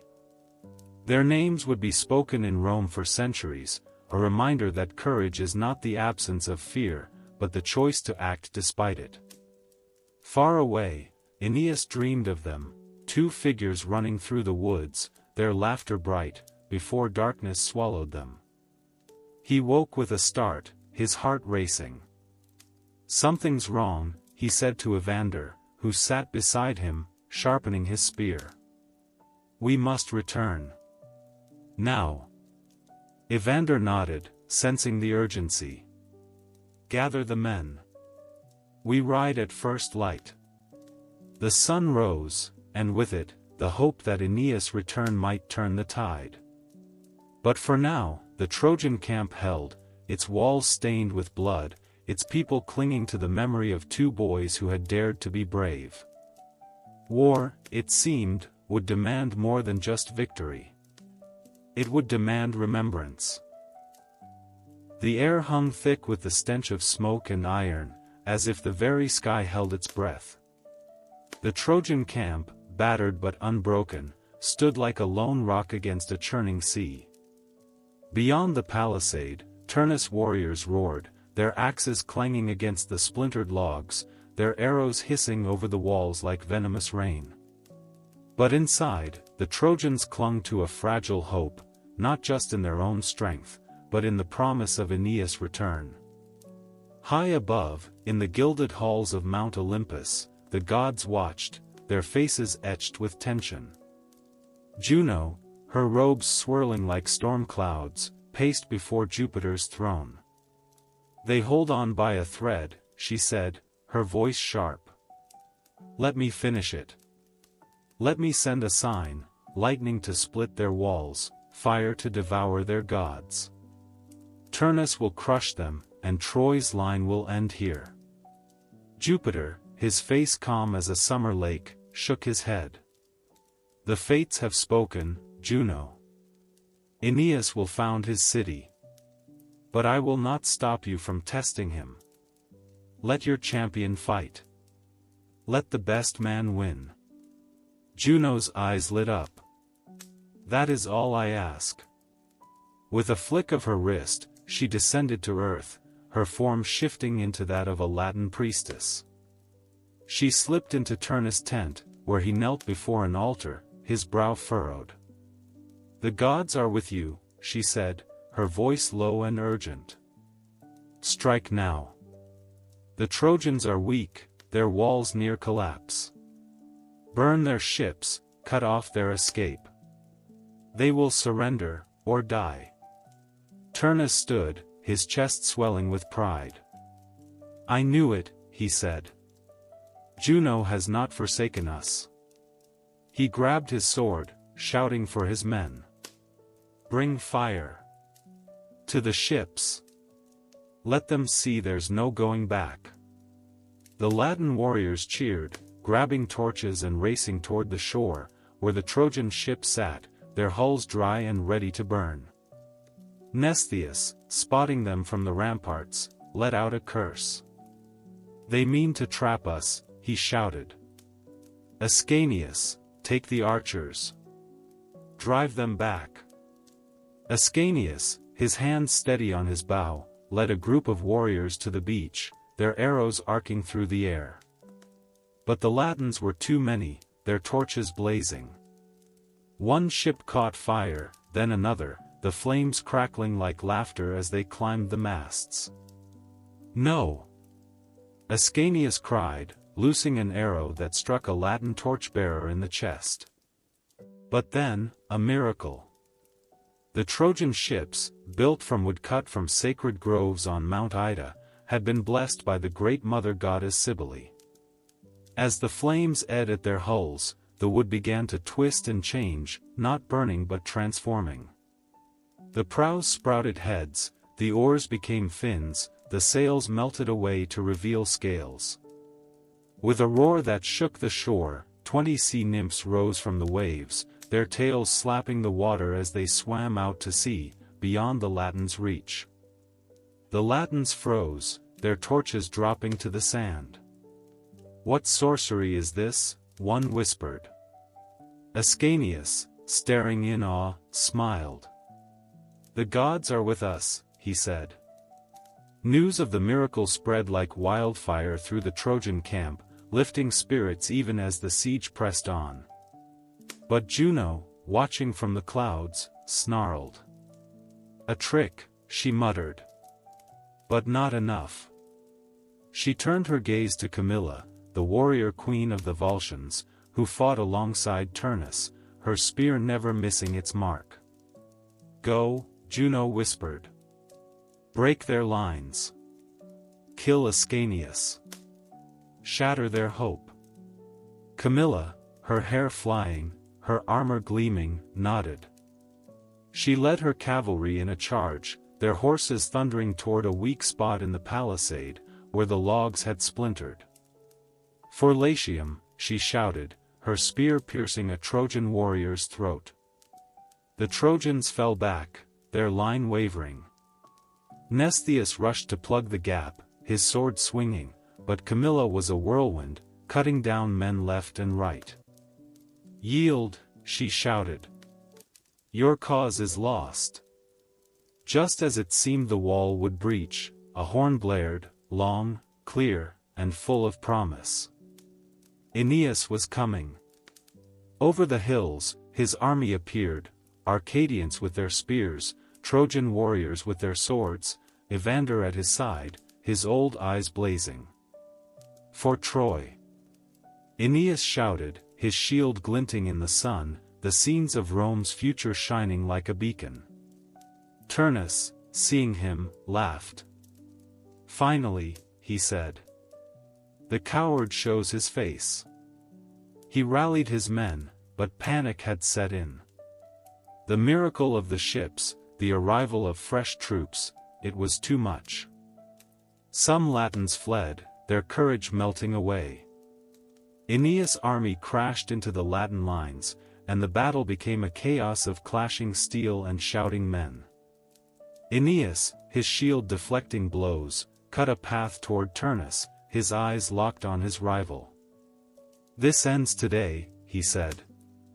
But Turnus, ever cunning, slipped away, leaving Camilla to hold the line. She fought valiantly, her spear finding flesh again and again, until a Greek exile named Aeneas, hiding in the woods, loosed an arrow that struck her in the chest. She fell, her breath coming in gasps, her eyes fixed on the sky. "Diana," she whispered, calling to the huntress goddess she worshipped. "Take me home." Diana, watching from Olympus, wept. She sent her nymph Opis to avenge Camilla, who shot Aeneas through the heart with an arrow. "That is for my maiden," Opis said, as he fell dead. With Camilla's death, the Volscians fled, their spirit broken. Turnus, seeing his allies scatter, cursed. "Cowards," he shouted. But he knew the tide had turned. The Trojans, emboldened by Aeneas' return, pressed forward, their swords singing. Aeneas, reaching the camp, embraced Aeneas, his heart lightening at the sight of his son unharmed. "You held on," he said. "We remembered Nisus and Euryalus," Aeneas replied, his voice thick. "We couldn't let them down." Aeneas nodded, his gaze turning to the Latin camp, where fires still burned. "Nor will we," he said. That night, the armies rested, but neither side slept easy. The Trojans celebrated Aeneas' return, but mourned the dead. The Latins, their ranks thinned, whispered of defeat. Turnus, alone in his tent, sharpened his sword, his mind filled with rage and fear. Juno, her plans fraying, paced the clouds. "This is not over," she muttered. "Not yet." Venus, watching over her son, smiled faintly. "One step closer," she said. "One step closer to Rome." Do you ever feel the tide turning, the moment when darkness begins to give way to light, or vice versa? That night, the tide turned for Aeneas. The siege was broken, his enemies faltering, his people safe. But the hardest fight still lay ahead. For Turnus would not surrender, and Juno would not rest. Dawn came, and with it, a strange calm. The two armies faced each other across the plain, their banners fluttering in the wind. Aeneas, his shield bright, stood at the front of his lines. Turnus, his armor dented but his head high, met his gaze. "Tomorrow," Aeneas said, loud enough for all to hear. "We end this. Not with armies, but with honor. You and me. Single combat. The winner takes all." Turnus smiled, a cold, hard thing. "I accept," he said. "May the gods judge us." The air stilled. The war had reached its edge, balanced between peace and bloodshed. All eyes turned to the sky, as if waiting for the gods to speak. But for now, there was only the wind, and the quiet certainty that tomorrow would change everything. Dawn broke with a stillness that felt sacred, as if the earth itself held its breath. The plain between the two armies glowed under the rising sun, the grass dewy and green, as if washed clean of the bloodshed that had stained it for weeks. On one side stood the Trojans, their banners emblazoned with the image of a sow and her 30 piglets, the sign that had led them here. On the other, the Latins, their flags bearing the wolf of their ancient line. And in the center, a circle marked by stones, where two men would decide the fate of both peoples. Aeneas stepped into the circle first, his divine armor gleaming like liquid light. Vulcan's shield, strapped to his arm, caught the sun, and for a moment, the scenes etched into its bronze seemed to come alive, Romulus and Remus suckling the she-wolf, Horatius standing firm at the bridge, Augustus Caesar receiving the homage of nations. He touched the shield gently, as if drawing strength from the future it promised. For them, he thought. For all who will come after. Turnus followed, his jaw set, his sword clutched in a white-knuckled grip. His armor was dented from weeks of battle, his face streaked with dirt and the shadow of a bruise, but his eyes burned with a fire that would not be quenched. He had spent the night pacing, his mind replaying Camilla's death, the flight of his allies, the way Juno's whispers had grown faint. "This is my land," he told himself. "I will not yield it to foreigners." Latinus, his voice trembling with age and hope, stepped forward, holding a sacred branch from the oak grove. "Let the gods be witnesses," he said. "This duel is not for hatred, but for peace. The winner shall rule Latium, with Lavinia as his bride. The loser, may the gods have mercy on his soul." The crowd fell silent. Even the wind died down, as if listening. Aeneas raised his sword, its tip pointing to the sky. "I swear by Jupiter, by my mother Venus, by the sacred fire of Troy, I fight with honor. No harm will come to the defeated, if he yields." Turnus spat on the ground. "Yield? A Trojan speaks of yielding? You who ran from burning Troy, who left Dido to die. I swear by Juno, by the ashes of my ancestors, I will not yield. This is my home. I die before I see it ruled by strangers." With that, he charged. His sword swung in an arc, aiming for Aeneas' throat, but the divine armor turned it aside with a clang that echoed across the plain. Aeneas stumbled back, not from the blow, but from the fury of it. He fights like a man with nothing to lose, he thought. They circled, their shields raised, their breaths coming hard. Turnus struck again and again, his blade a blur of bronze, but each time, Aeneas' armor held.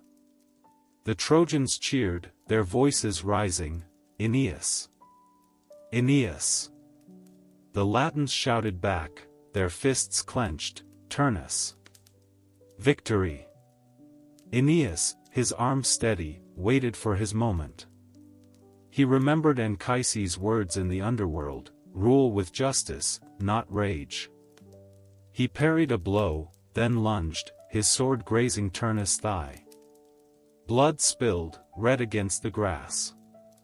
Turnus roared, stumbling back. "You'll pay for that." He charged again, his sword aimed at Aeneas' unarmored leg, but Aeneas sidestepped, and Turnus tripped, falling to his knees. For a moment, it was over. Aeneas stood above him, his sword at Turnus' throat. The crowd gasped. The Latins fell silent. "Yield," Aeneas said, his voice low. "Save yourself. Your people will be safe. I swear it." Turnus looked up, his face streaked with blood and tears. "Safe? As Dido was safe? As Troy was safe? You speak of mercy, but your kind brings only ruin." He laughed, a bitter sound. "Do it. Kill me. But remember, Carthage's curse will follow you. Rome and Carthage will bleed for this. For you." Aeneas hesitated. For a heartbeat, he saw Dido's face, saw the flames of Carthage, saw Nisus and Euryalus' heads on spears. Is this what it means to build? He wondered. To shed blood, to break hearts? Then his gaze fell on the shield, on the image of Augustus bringing peace, on the children who would one day call him ancestor. Yes, he thought. It is.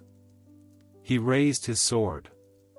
But before it could fall, Turnus' eyes caught something, a flash of gold on Aeneas' belt. It was the same belt Pallas, Evander's son, had worn before Turnus killed him in battle, the belt Turnus had taken as a trophy. "Pallas," Aeneas whispered, his voice hardening. "This is for Pallas." The sword fell. Turnus' body went limp.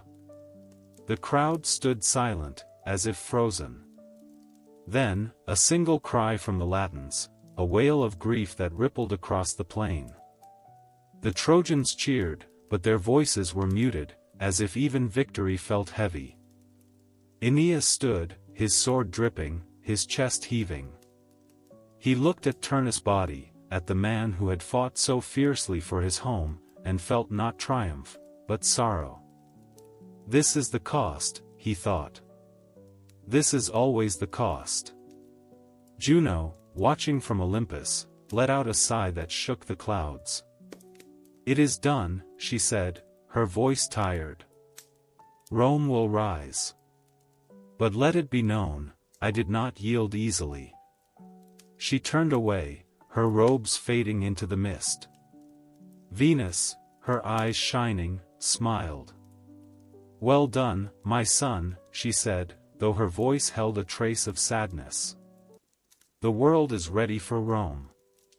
Latinus stepped forward, his hand on Aeneas' shoulder. "Come," he said. "The people wait. Lavinia waits. It is time to build." Aeneas nodded, but he did not move. He stood, looking at the plain, at the bodies of the dead, at the survivors who would one day tell their children of this day.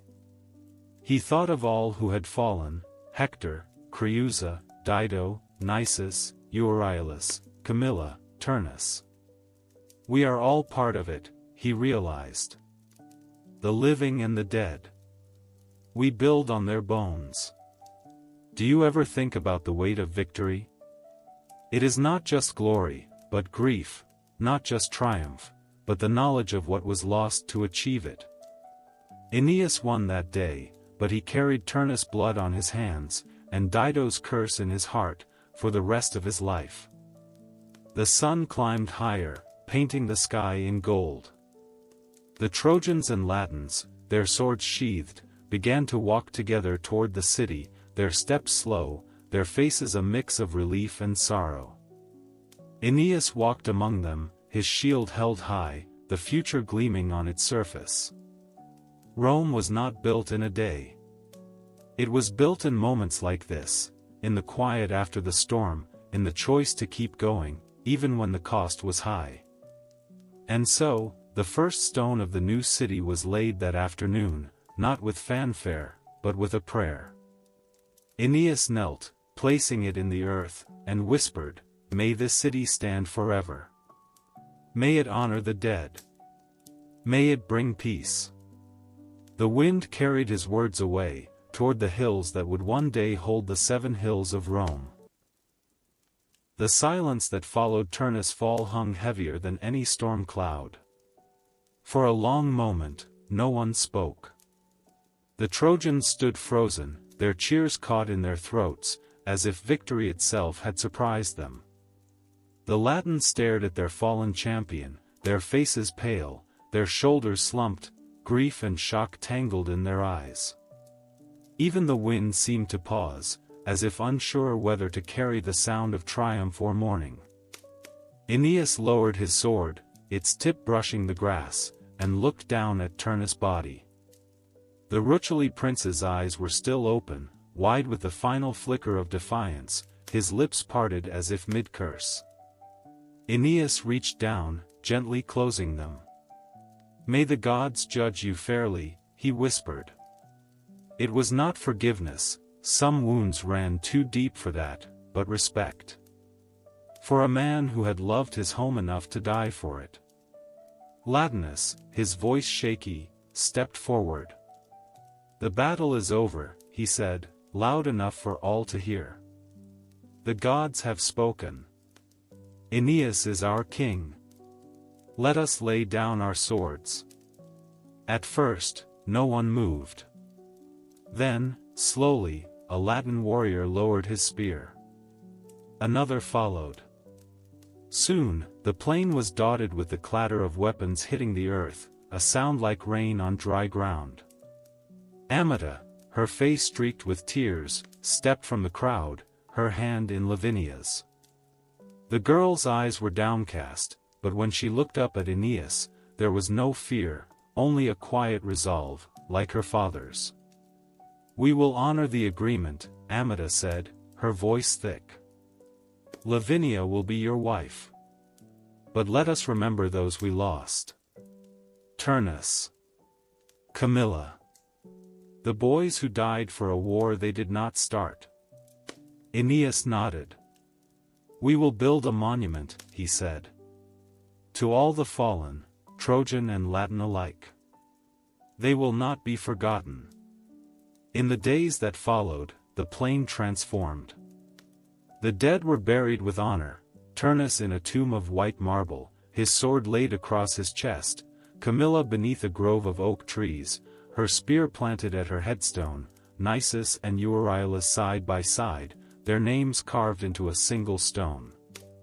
The Trojans and Latins worked together to dig the graves, their hands calloused from the same labor, their silence a bridge between old hatreds. "Does peace always feel this heavy?" Ascanius asked his father one evening, as they watched the sun set over the hills. The boy's eyes were still wide with the memory of battle, but his hands no longer trembled when he held a sword. Aeneas ruffled his hair. "It does," he said. "Because peace is built on the graves of those who fought for it. But that weight, it is a reminder to cherish it. To make sure their deaths were not in vain." The work of building began soon after. The Trojans, masters of stone and brick, taught the Latins to raise walls that would withstand storms and sieges. The Latins, in turn, shared their knowledge of the land, where to dig wells, which soils grew the sweetest wheat, how to read the stars to predict the rains.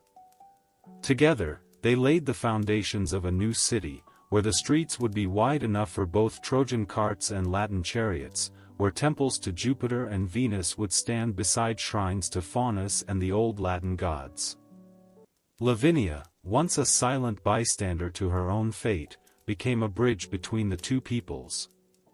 She learned to speak the Trojan tongue, soft and rolling, and taught Aeneas the rough, earthy words of Latium. She walked among the workers, her hands calloused from carrying bricks, her laughter mixing with the clatter of tools. "A queen who builds," the people whispered, and it was a compliment. On the day the first temple was dedicated, to Jupiter, king of the gods, a feast was held. Trojan women baked honey cakes shaped like ships, Latin men roasted wild boar over open fires, children chased each other through the streets, their games mixing Trojan chants and Latin rhymes. Aeneas stood beside Lavinia, their hands clasped, as Latinus poured wine on the temple steps. "To new beginnings," the old king said. "To new beginnings," the crowd echoed. But even in celebration, shadows lingered. Aeneas thought of Dido, her curse still hanging in the air like a storm warning. He thought of Juno, who had withdrawn to Olympus but had not forgiven. He thought of the shield Vulcan had forged, with its images of future wars, of Rome and Carthage clashing, of bloodshed that would make this recent conflict seem small. "Will it ever end?" he asked Venus, who appeared to him that night, her form glowing in the moonlight. "Not in our lifetimes," she said, her voice soft. "But it will end. One day, Rome will bring peace to the world. Not through war, but through law, through justice, through the kind of mercy you showed Turnus in his final moments." Aeneas nodded. He had learned that destiny was not a single moment of triumph, but a lifetime of choices, choices to build, to forgive, to keep going even when the cost seemed too high. Do you think the hardest part of victory is winning? Or is it learning to live with what you've lost? For Aeneas and his people, the answer was clear.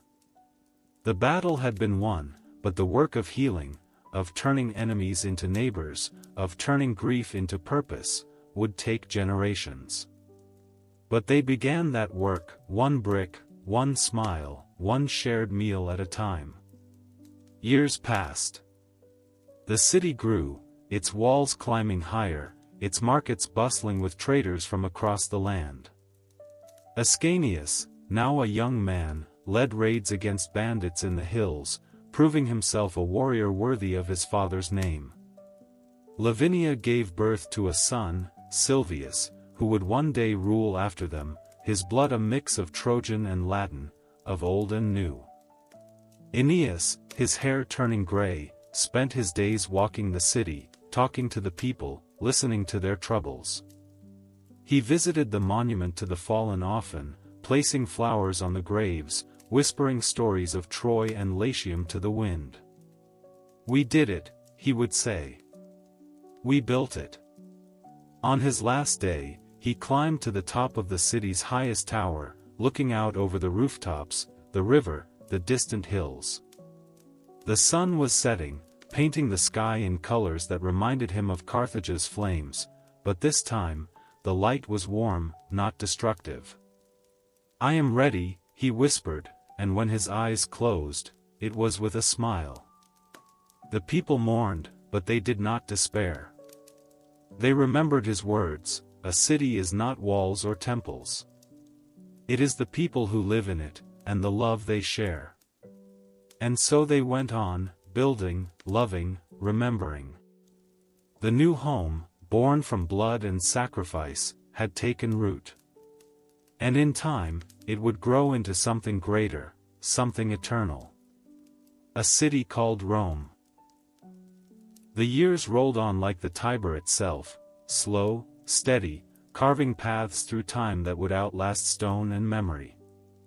The city Aeneas had founded, once a cluster of huts and a single temple, grew into a tapestry of streets and squares, of workshops and villas, of voices that mixed Trojan lilt with Latin grit.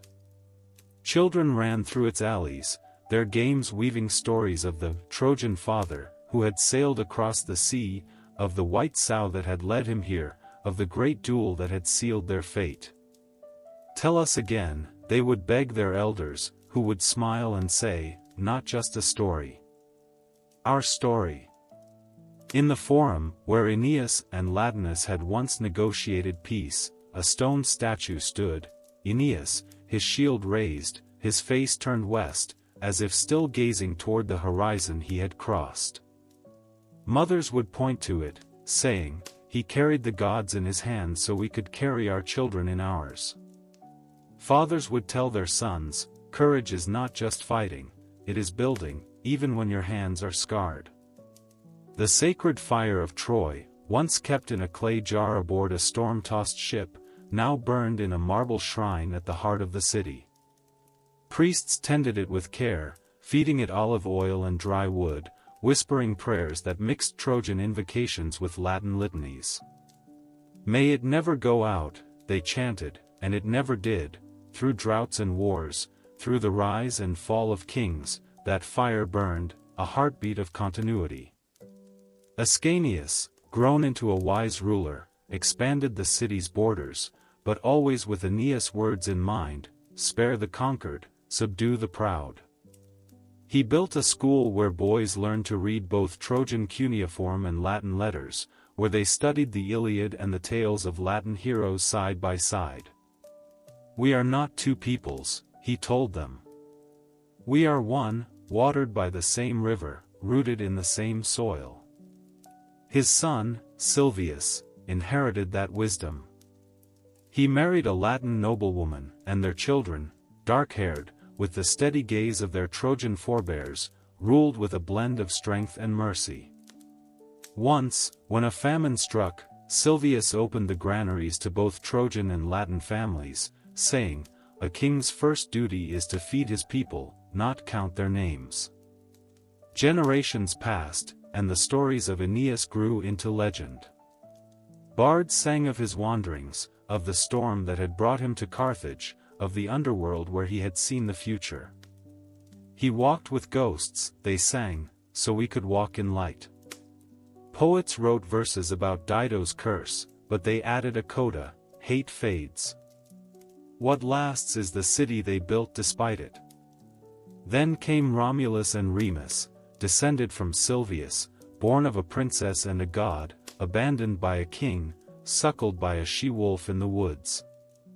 When they founded Rome on the Palatine Hill, just a day's walk from Aeneas' first settlement, they did not know they were fulfilling a prophecy spoken in the underworld so long ago.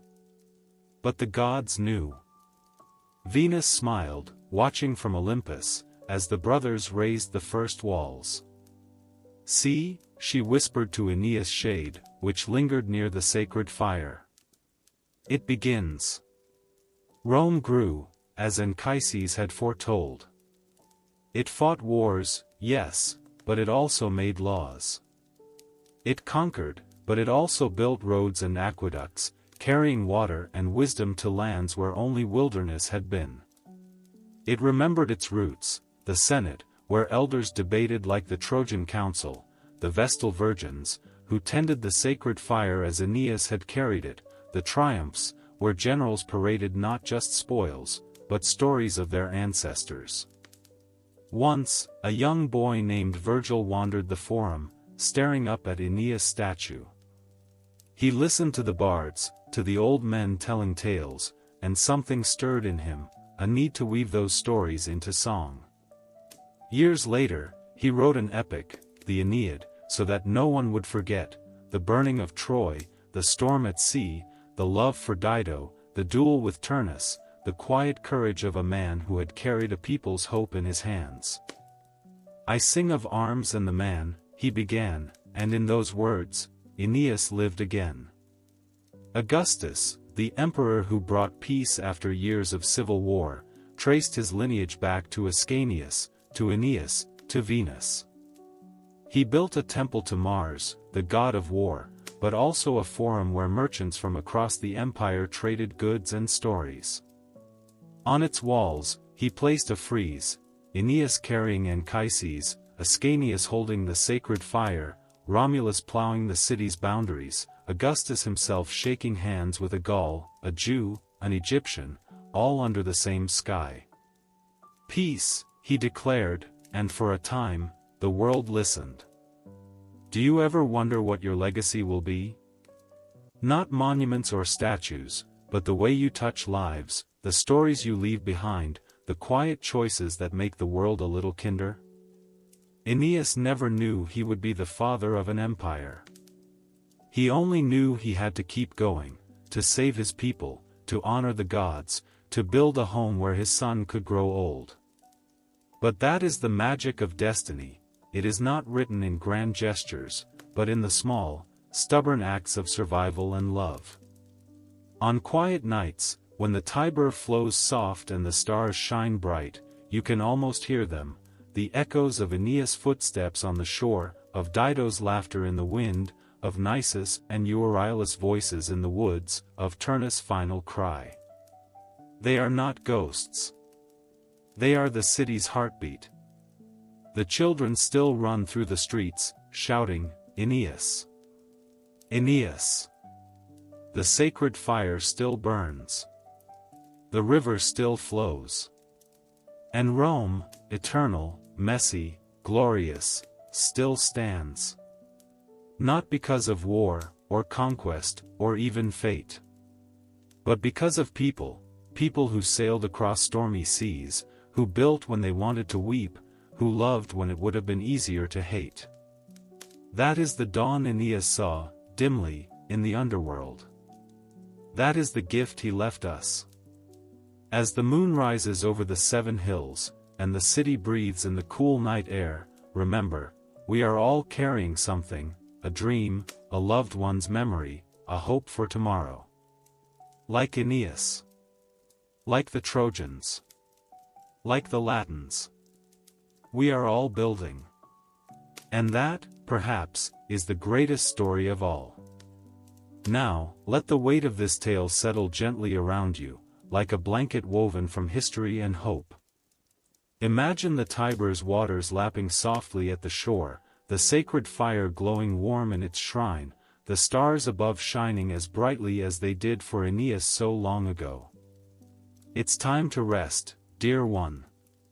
Let your mind drift from battles and kingdoms, from prophecies and far-off shores. Let it settle on the quiet things, the laughter of children, the crackle of a fire, the feeling of safety in a home built with love. Good night, and sweet dreams. May your sleep be as peaceful as the dawn that broke over Rome's first walls, and may your heart carry the courage of those who dared to build, even when the road was long.